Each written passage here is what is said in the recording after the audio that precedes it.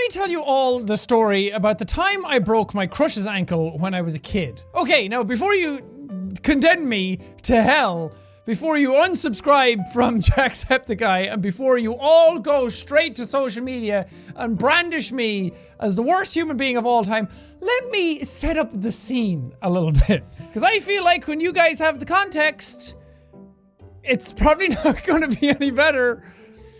Many years ago, when I was a wee babby lad in Ireland, I can't remember exactly what age I was. I was between 10 and 15. I was actually about 12 because I was in primary school, or like the middle school type of time for some people in the world. I don't know. I was 12 years old. When is that for you? And in my class, there were 6 boys and 6 girls. It's not always like that. It wasn't planned to be as balanced out as it was. Thanos wasn't my principal.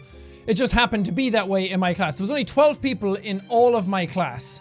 And we were in 6th class. For any of you who goes to Irish schools, we're in 6th class. You start off primary school, you do years 1 to 6, and then you go off to secondary school and you do years 1 to 6, but you can kind of skip the 4th year if you want. It's very confusing.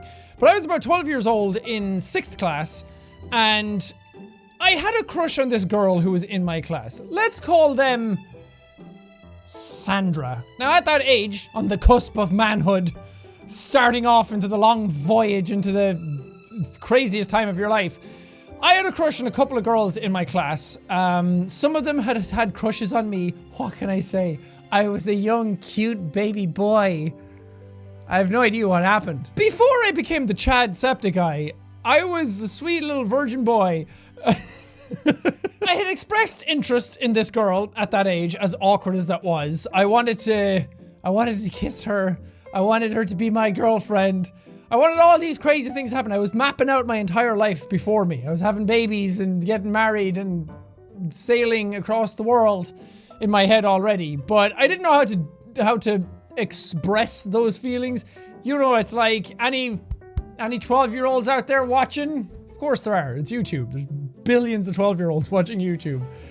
It's awkward at that age. You don't know how to express your feelings. At least I didn't. I didn't know how to talk to her. I didn't know how to talk to any of the girls in my class, so everyone was just equal. Because we used to have a boys and girls school. It was the same school, but it was disconnected by a line in the middle. So the boys and the girls were disconnected at some point in the school, but for the majority of my school going years, all the boys and girls were together. So we all just hung out together and we all had fun. Now, as much as I would love to slide in to class and just be like, "Hey baby, how you doing?" That wasn't the case. I didn't know what I was doing, so the way I expressed my interest in girls in my class was pure violence. We would have these games at lunchtime, and normally it would be something like Red Rover, you know, when you hold hands and somebody calls somebody over from the other side and they have to try and break the chain between hands. If you don't break the chain, then you get added to their chain.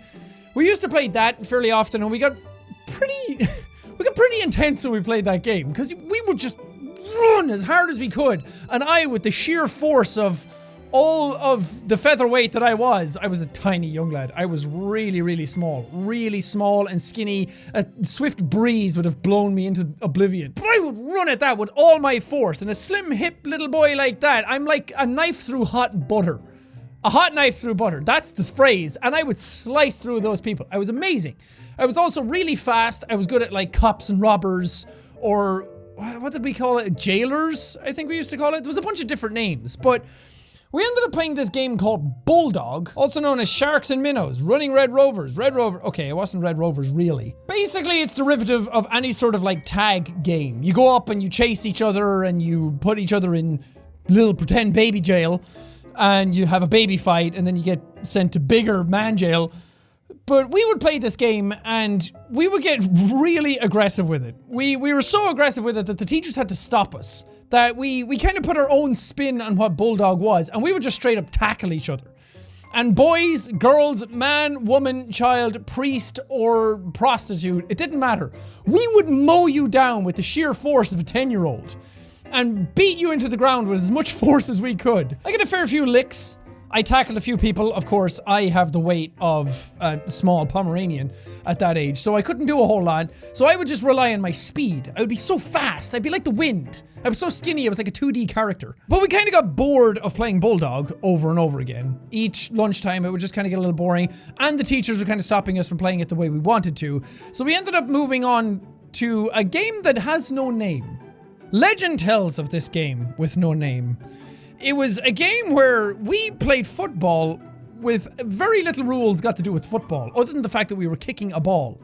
We were allowed to pick it up as well. But the game was that 20 people would go out into the field, and one person would get the ball, and whoever had the ball had to try and keep it away from everybody else. But if you had the ball, you were fair game to be murdered. And again, same rules apply. It didn't matter who you were. We didn't see genders, we didn't see sexualities, we didn't see race, faiths, beliefs, we didn't see anything. All we saw was a target in our minds and legs running 90 after them. And I got the ball a couple of times, but I would always kick it away immediately because I was terrified of everyone crushing my tiny body. But one thing led to another, and Sandra got the ball, and at this time, testosterone was fueling my body. I was a young man on the cusp of manhood. I was ready to show my worth to the world and be like, no, I'm not small and scrawny. I'ma tackle this girl. So the ball went her way. And me trying to show my affection in the best way I know possible, which was sheer brute force, I went and tackled her. Now, I've tackled many women in my time.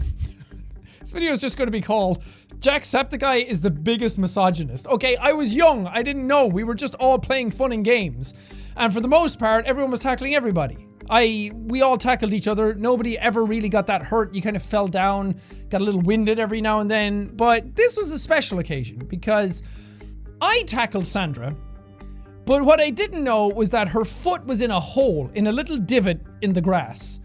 And when I tackled her, I didn't just push her over, I used her as a lever to try and turn the earth. I pushed her and her foot got caught in this divot and just kind of twisted and her ankle snapped. Now, I didn't know that this had happened at the time. All I did was stood up, dusted myself off and went, ha, got him. But Sandra didn't get back up off the ground. If anything, she was crying her eyes out and everybody else came rushing over and looking me in the eye to be like, what did you do? Of course, I was riding high on my glory that I had won the game of killing people. It was a few moments after that it kind of clicked in my head what had actually happened. That she was way more hurt than I thought. It wasn't just that I pushed her over and she like twisted her ankle. We knew something bad had happened, so we brought her into the classroom and our teacher at the time started looking into it, and lo and behold, we found out that her ankle was broken. It wasn't so bad like her ankle, like her bone popped out or anything. That would have been badass. But her ankle did look kind of like a fish that was dead, ready to be eaten. Her ankle wasn't supposed to do that. It also had a lot more crunching going on than it probably should have as well. It was like we were trying to make bread inside, whatever. So she went off to the hospital, got treated for a broken ankle. I sat in my shame all day in that classroom. This lasted about a month because my classmates hated me at first. They got over it in a couple of days because kids be kids. We just went out and started murdering each other again all over 2 days later. But all my classmates hated me, but no one hated me more than the teacher did. Actually, no one hated me more than I hated myself at that moment because I felt absolutely awful. It was one of the worst feelings I had in my entire life because not only did I break someone's ankle, I broke a girl's ankle, and it was the girl who I had a big crush on. Somebody that I wanted to be like, hey, will you like me? No, what did I do? Crunch. But after she went to the hospital, we were all sitting in the classroom doing, I don't know, math. I think we actually were doing math. And we had to go around the classroom answering, everybody had to give an answer to each of the sums that were coming up. And it came to me, and I have never seen the devil incarnate like I did with my teacher that day.